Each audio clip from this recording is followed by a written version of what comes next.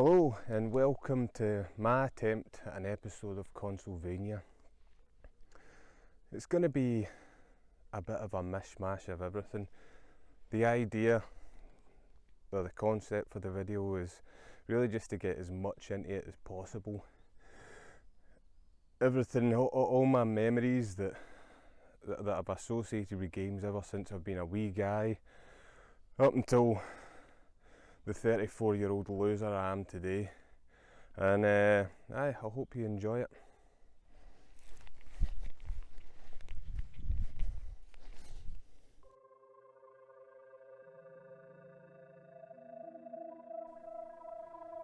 That away in the distance there, that's where we're going, that's Tentsmuir Forest.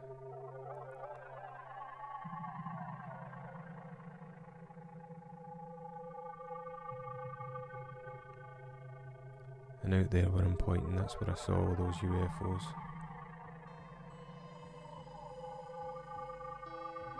Oh, getting closer now. Like that's where we've came from. Sleepy Schtoopot. A lovely morning.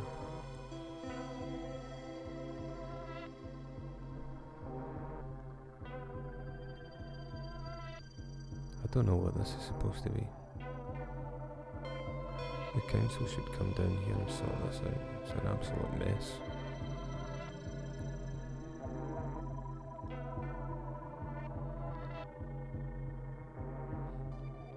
That's some farmland if you've never seen that before. Oh, the forest is closed. We can't go in. Ah, no, it's fine. It's just a wee joke. We can just go right around the fence, right around the gate there.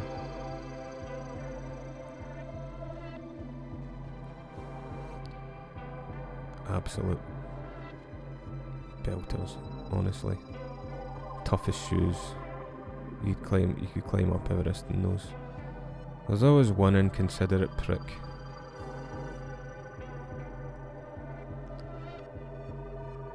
All the trees fell asleep, I think.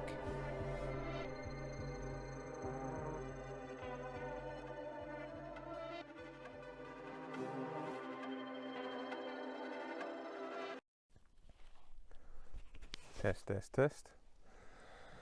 One of my first memories of playing a computer game is R-Type on the Sega Master System. This dark bedroom with a lit up by all the colours on the screen, this tiny wee television screen, and just being absolutely hypnotised by it. But I want to skip ahead a generation and talk about the Sega Mega Drive, because some of my darkest memories are associated with the Mega Drive, and I want to get them out of the way first. One time, I must have been pretty young, maybe 8, 9, 10 years old, something like that, and I go to my mate's house, and now where I grew up, everybody was poor, but you know, I was still relatively comfortable, and some people were within the poor. There was the poor within the poor, and this was my mate. And in his house, it was just floorboards, nothing was decorated. It was the bare minimum furniture.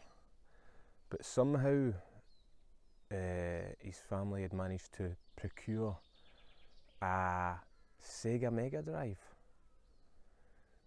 And he took me up to his house to show me it one day, and we walk into this bare bones bedroom, and there it is, just lying on the floor,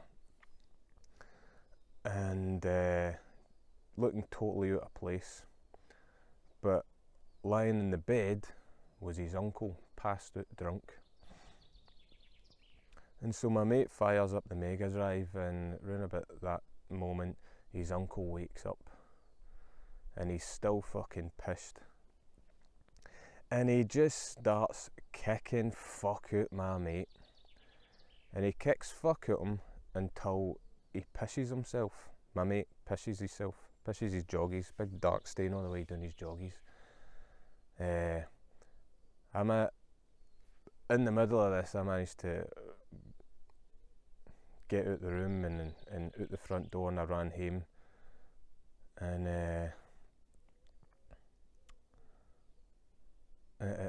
that was that, really. Yes, man.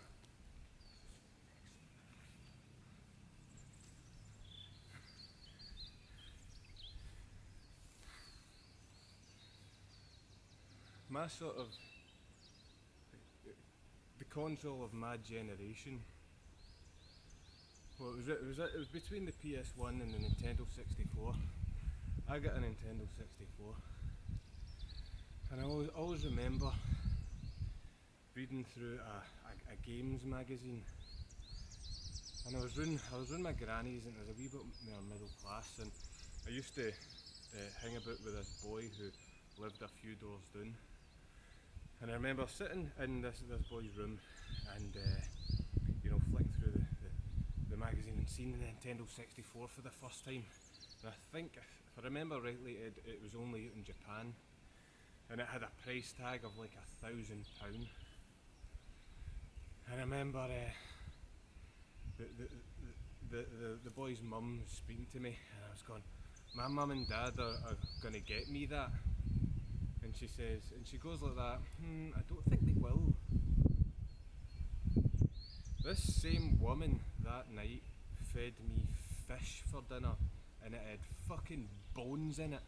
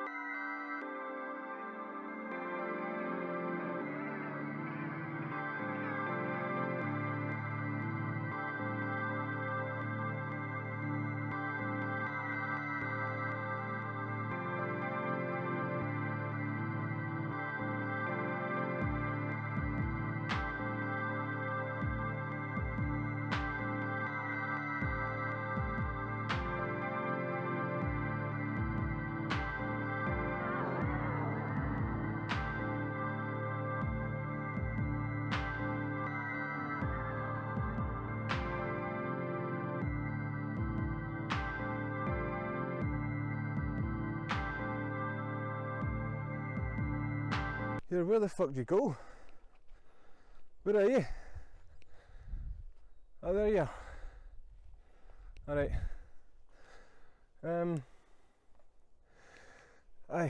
Although I had the N64,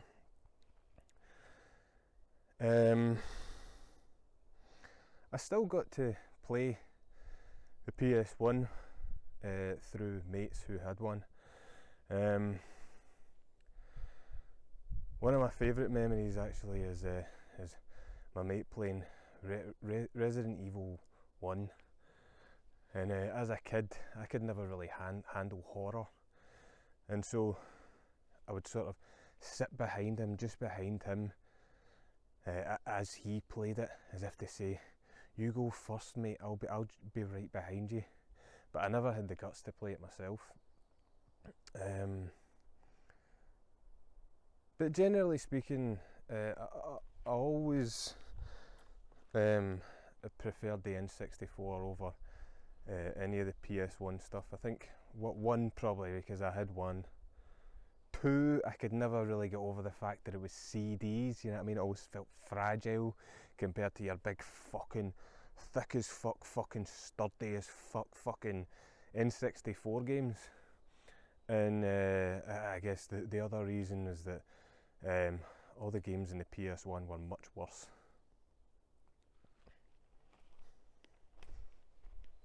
I mean, let's just take a look at some of the best games that PlayStation 1 had to offer. Here's one. Kiss Pinball. Embarrassing. Look at the state of this one. Bubsy 3D. A pile of shit.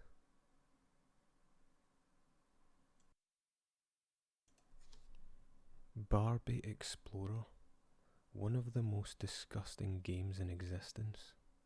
And so compare that with the absolute plethora of classics offered up by Nintendo 64. Bad Guys from Hell, Bullet Bloke,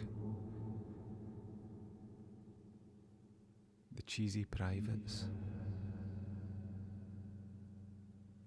Crazy Fud Boys, Stephen Hawking's Baseball,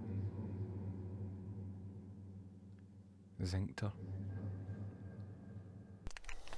Tell you what, I'm really quite enjoying this walking into the shot and talking thing I've got going on here. Makes me feel really professional. So obviously I had a wee go at the PS1 there, and I'm joking a wee bit, and obviously the N64 had its fair share of shiters, and that brings me to one of my gaming firsts, and that was my first ever experience of a computer game, being shite. And that was when a mate of mine lent me Turok for the N64. And as a kid, it was really, it's confusing to get a computer game that's supposed to be like exciting and you put it on and it's just fucking shite. And I couldn't play more than 5 minutes of Turok, but I kept putting it back in, firing it up, expecting like maybe I'm no doing it right, but no, it was just a crap game. And the only other time I've ever felt like that is when I would get up on a Saturday morning to watch my Saturday morning cartoons, but they were in Gaelic.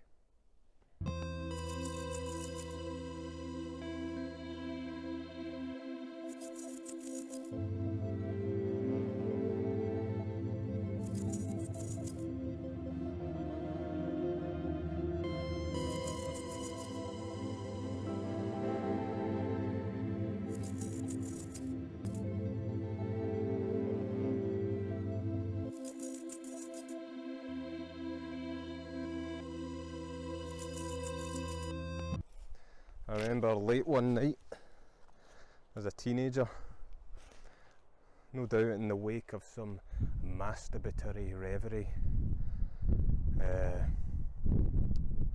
switch on the TV and what do I see but two Scottish guys, and they're talking about games, but it wasn't only games, it was this weird dark thing.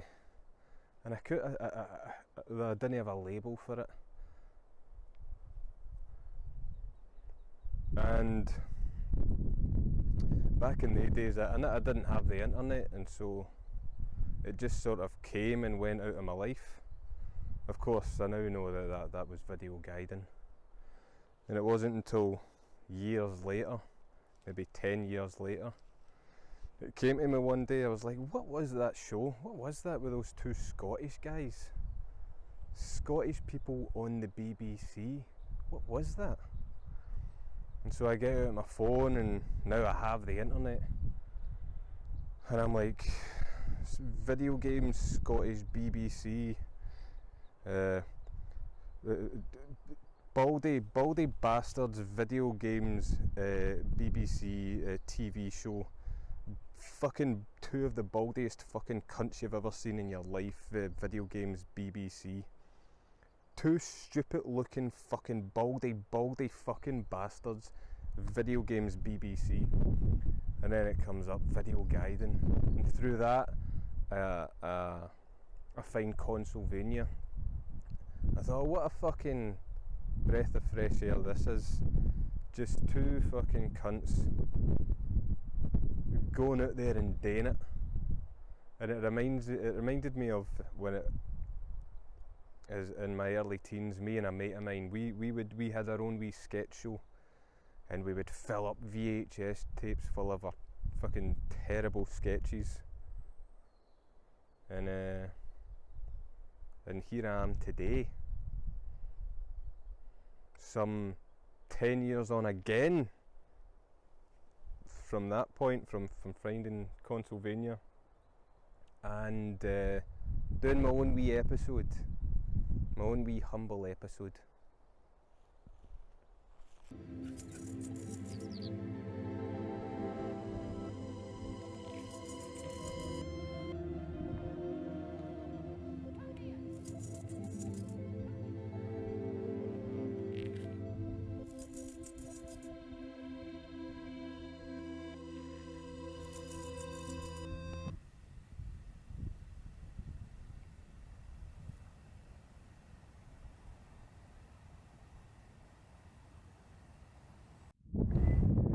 I just want to say something. See these, it's not really games related or Consolevania related, but see these blocks?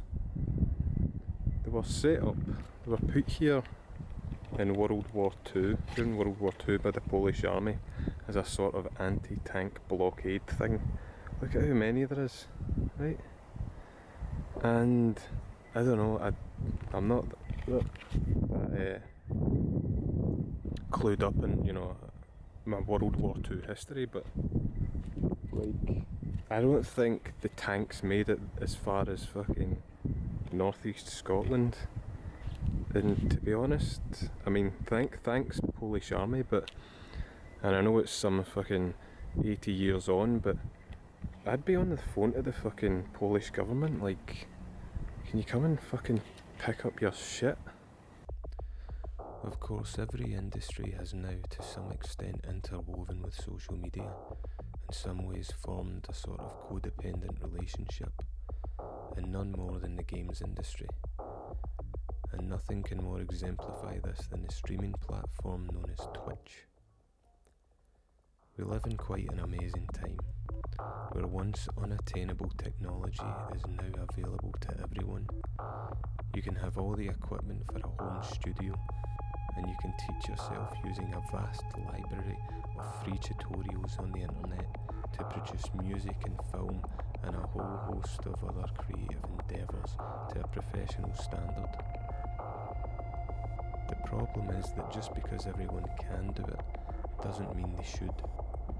And so, for example, what we see on Twitch is a platform 99.99% saturated with the most mediocre, talentless, unoriginal, uninspired, boring, empty, soulless, emotionally manipulative, unstable, fake, ingratiating, bum-kissing sellouts the world has ever seen.